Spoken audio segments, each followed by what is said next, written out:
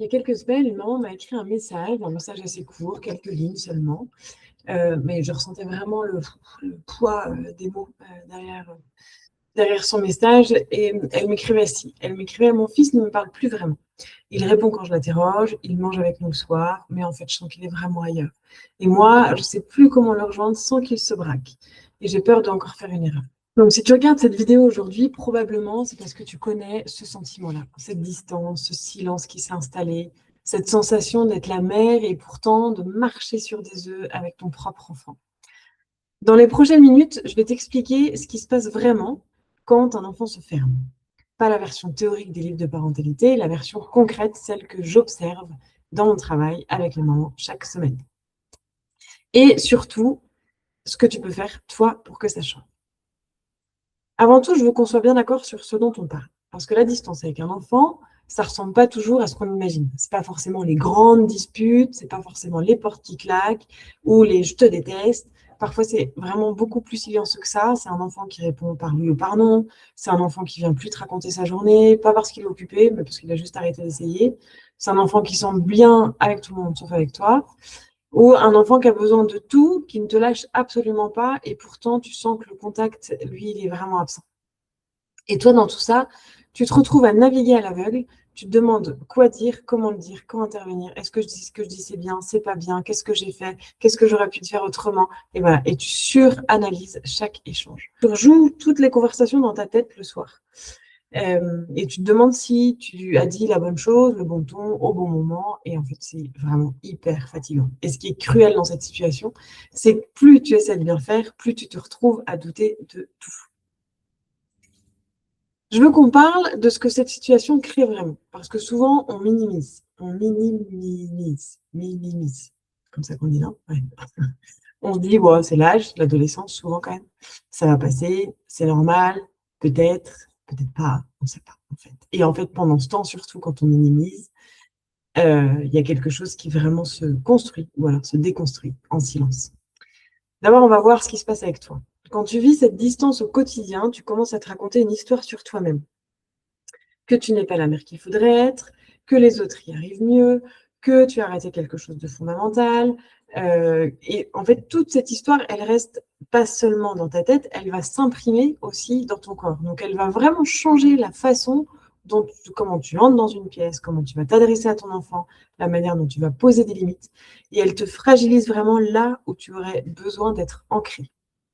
Ton enfant, ensuite, du côté de ton enfant, il n'a plus de lien sécure avec sa maman. Il ne le formule pas comme ça, évidemment, mais il cherche du coup cet ancrage ailleurs. Donc peut-être qu'il va s'enfermer sur son téléphone, sur voilà, ses écrans avec les réseaux sociaux.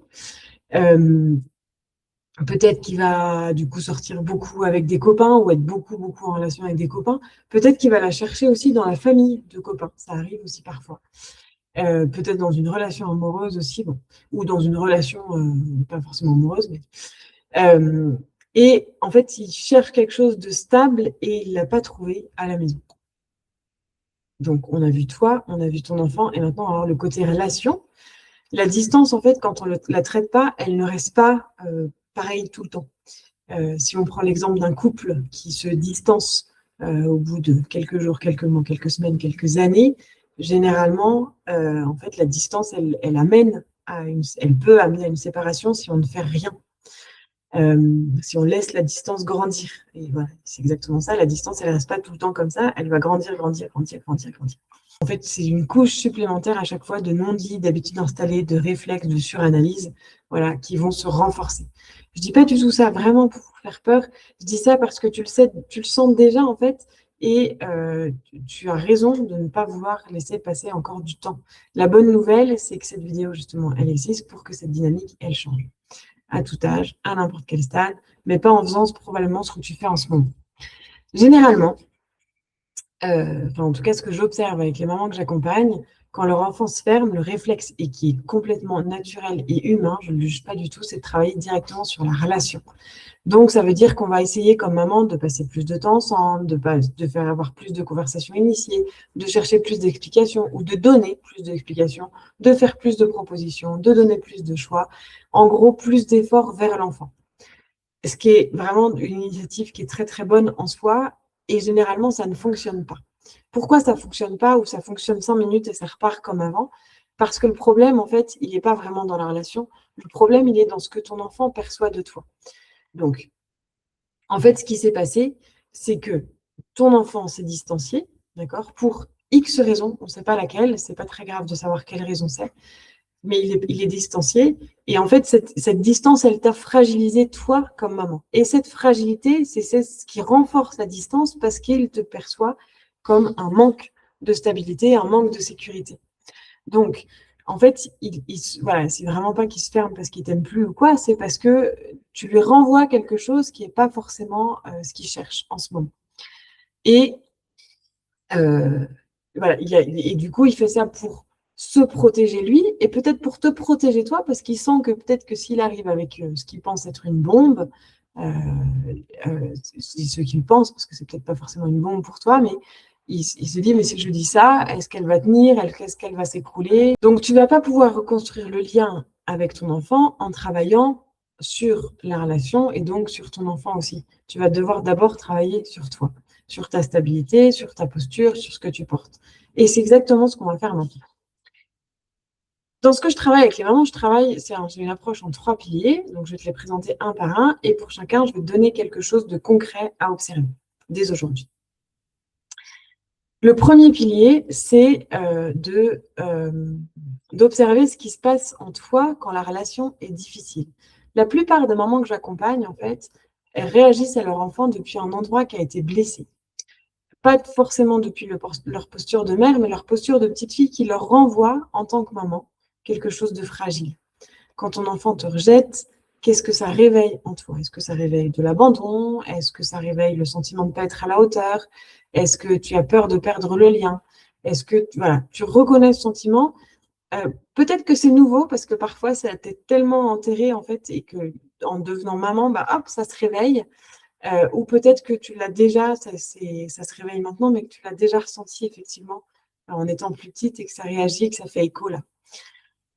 Donc, en fait, tant que tu réagis depuis cette blessure, ton enfant, il ne reçoit pas sa mère, il reçoit quelqu'un qui a besoin d'être rassuré, une petite fille, peut-être une adolescente, voilà, un enfant qui est, en fait, cette réassurance, cette protection, ton enfant, il ne peut pas, et ce n'est pas du tout son rôle, en fait, de te le donner. Donc, la prochaine fois que ton enfant se ferme ou te repousse, je t'invite à noter ce que tu ressens dans ton corps avant même de répondre. C'est là vraiment que tout se joue. Et quand tu le notes, surtout, ne le juge pas. C'est pas du tout, c'est pas c'est bien ou c'est mal. C'est ce que tu observes, c'est ce qui se vit. Et si tu le juges, tu vas avoir beaucoup de mal d'entrer dans l'acceptation et du coup, beaucoup de mal à le guérir. Donc, je t'invite vraiment à ne pas juger ce que tu ressens. Le deuxième pilier, c'est vraiment ta posture. Et donc là, je vais parler de la fermeté et de la bienveillance. Et c'est souvent le pilier le plus mal compris. On a tendance en tant que maman, et pas forcément en tant que maman aussi, c'est peut-être les croyances aussi sur la discipline qu'on appelle positive, bienveillante, ouais, tous ces mots-là qui évitent l'humiliation et les violences éducatives ordinaires, on appelle ça. Et du coup, on a tendance à penser vraiment au laxisme, au manque de règles, au fait d'être tout le temps douce et bienveillante, et de ne pas être ferme. Voilà. Or, en fait, la fermeté, c'est de l'autorité qui est naturelle, qui est nécessaire pour les enfants. Ça pose un cadre, c'est des règles strictes. C'est pas forcément rigide, par contre. Voilà. Donc, c'est pas de l'autoritarisme, c'est de l'autorité. Et la bienveillance, c'est le faire dans le respect. Voilà. C'est vraiment tout ça. Et c'est complètement possible. Et parfois, on se dit, mais non, c'est pas possible. Si. Du coup, en fait, la fermeté et la bienveillance, c'est le fait de maintenir un cadre, maintenir des règles qui peuvent être un peu souples, en fait. C'est pas non plus d'être dans la rigidité. Et surtout, c'est pas non plus d'être dans l'écrasement ou dans le fait de céder tout le temps. Voilà. Donc, c'est la bienveillance, c'est pas le fait de céder. La bienveillance, c'est d'être voilà, dans la compréhension des émotions de l'enfant, dans la validation des émotions et de maintenir la règle pour autant. Donc, en fait, voilà, moi j'étais beaucoup, par exemple, dans la démission. Donc, je cédais beaucoup, je disais oui pour éviter le conflit. Il y a aussi les mamans qui vont tout négocier tout le temps, la maman qui va s'expliquer pendant 20 minutes pour une règle qui est très simple, voilà, qui a besoin que son enfant soit d'accord avec elle pour se sentir bien. Voilà. Et ce que les enfants font avec une mère, qu'est-ce que les enfants font avec une mère démissionnaire, pardon? Ils testent sans arrêt parce qu'ils cherchent en fait ce mur, ils cherchent les limites, ils cherchent les règles, ils cherchent et ils ne le trouvent pas. Et un enfant a besoin de ça pour se sentir en sécurité. Donc, ce que tu peux observer maintenant, c'est sur quelles règles ou quelles limites tu cèdes régulièrement, pas parce que tu as changé d'avis, mais pour éviter la tension. Moi, ça m'est arrivé, je vais le raconter juste après, il y a très peu de temps, avec les écrans avec ma fille, c'était très, très, très, très compliqué pour moi de mettre une limite. Et le troisième pilier, c'est de pouvoir apprendre à décoder ton enfant. Donc, ça veut dire que tu vas apprendre à lire ce que ton enfant t'envoie, parce qu'un enfant qui se ferme, qui fait des crises et qui te repousse, il ne le fait pas contre toi, en fait. Il communique quelque chose qu'il n'a pas les mots pour le dire. La fermeture, c'est souvent, du coup, je me protège, je ne sais pas si tu peux me tenir. Le repli, ça peut être, j'ai été blessée et je ne sais pas si c'est safe de revenir. Et quand tu sais lire ces signaux, en fait, tu réagis plus à la forme, tu réponds au fond. Et ça change toute la dynamique. Donc, quand tu as un comportement de ton enfant qui te met en difficulté, au lieu d'agir sur le comportement, il me parle mal, il est tout le temps dans sa chambre, je ne sais pas quoi, ça ne veut pas dire que tu dois accepter le fait qu'il te parle mal. Attention, hein, j'insiste beaucoup là-dessus. Tu as le droit de lui dire, je n'accepte pas que tu me parles sur ce ton-là, et en même temps, je sens qu'il y a quelque chose qui t'énerve. Est-ce que tu peux essayer de me dire ce qui se passe? Donc, je vous invite, quand vous avez une réaction comme celle-là, qui est un comportement qui vous met en difficulté, de pouvoir chercher, en fait, derrière, de se dire, OK, mon enfant a un message à me transmettre. Voilà, qu'est-ce qu'il veut me dire? Donc, je répète les 3 petits exercices. Notez sans jugement ce qui se passe dans votre corps quand vous êtes confronté à un comportement difficile de votre enfant. Je répète que difficile, ce n'est pas forcément les cris, les crises et tout ça, ça peut être aussi le repli et l'absence de lien, ou peu de lien. Ensuite, je vous invite à réfléchir quelles sont les limites que vous avez du mal à mettre en place pour éviter un conflit avec votre enfant. Et ensuite, de se dire, OK, il y a un comportement là qui est difficile pour moi, et en même temps, mon enfant veut me transmettre quelque chose. Qu'est-ce que ça veut dire? Donc moi, je vais vous parler de moi, tout simplement, il n'y a pas très, très longtemps de ça, où j'ai eu beaucoup, beaucoup de mal à mettre des limites avec ma fille aînée pour les écrans, parce qu'elle comparait, en fait, elle comparait ce qui se passait chez son père et chez moi par rapport à la confiance que j'avais en elle. Voilà. Donc, on est arrivé à un accord, et en fait, cet accord, donc je l'ai écouté, voilà, mais je me suis rendu compte que cet accord ne m'allait mais pas du tout. C'était vraiment à l'opposé de mes convictions, de mes valeurs, de ce que je veux transmettre. Voilà, ça n'allait pas du tout. Et je me disais, voilà, il va falloir que je revienne sur ce qu'on a dit et revenir sur cette limite, enfin, sur ce peu de limites, du coup, parce qu'il n'y en a vraiment pas beaucoup. C'était très compliqué pour moi. Je me disais, mais c'est pas juste pour elle, c'est pas correct de dire quelque chose, et je suis pas d'accord. Et en fait, je me suis vraiment rendu compte que dans le fond, il y avait peut-être cette injustice qu'elle vivait, je pense, c'est sûr, mais je pense qu'il y avait aussi quelque chose du fait de, déjà, me confronter à un conflit, de me dire, en fait, je vais lui imposer quelque chose, et si je lui impose, du coup, je suis plus cette mère aimante qui est dans la réflexion, qui est dans l'écoute, qui est dans, voilà. Et en même temps, je me dis, ça va pas du tout, je peux pas continuer comme ça, c'est pas du tout avec mes valeurs, ça va pas. Donc, j'ai pris mon courage à deux mains, parce que c'était une conversation que je savais qui allait être difficile avec ma fille. Et voilà, je lui ai dit, voilà, moi, je suis pas du tout en cohérence, en fait, avec ce que je te propose, avec ce que je t'ai proposé. Ça ne me va pas. Pour mon rythme à moi, il y avait un rythme de sommeil. Pour ton rythme de sommeil à toi, voilà, pour différentes choses, tout ça, ça ne me va pas, et j'ai besoin qu'on revienne dessus. Donc, voilà, maintenant, je ne lui ai pas posé la question, je sais ce qu'elle avait besoin, parce que je sais qu'elle a envie de voir ses écrans, je sais qu'elle a envie de voir tout ça. Donc, voilà, je ne lui ai pas du tout posé la question, mais j'ai respecté son besoin de voir des écrans en diminuant drastiquement le temps, surtout en diminuant le soir. Et voilà, en lui disant, voilà, moi, j'ai besoin de ça pour le moment, on essaye, on revient dessus si ça ne va pas, voilà, parce qu'on a le droit, je le fais maintenant, donc on a le droit aussi de revenir dessus.